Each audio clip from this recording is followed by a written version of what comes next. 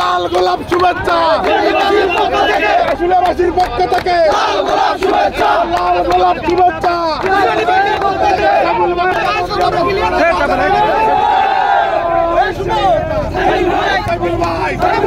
যোগ্য নেতা সবার সেরা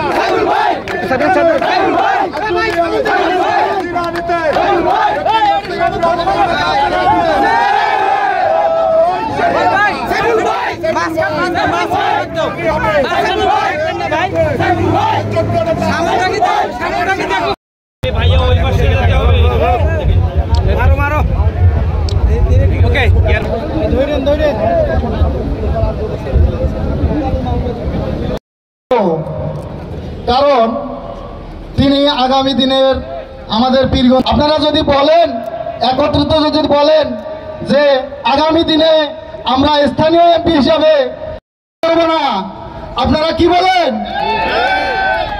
আমাদের পীরগঞ্জের মাটি এবং মানুষের নেতা তিনি, আপনারা সবাই জানেন। একজনই আছে যিনি সাইফুল ইসলাম, অনেক নির্যাতিত লোক উনি। সালাম রইল। এবার আমরা আর অভিভাবকের দায়িত্বটা পরে আমরা যাতে অভিযোগ করা যায় সেজন্য আমাদের পীরগঞ্জের পাশে আমাদের মাঠে কাজ করতে হবে মনোযোগ সহকারে।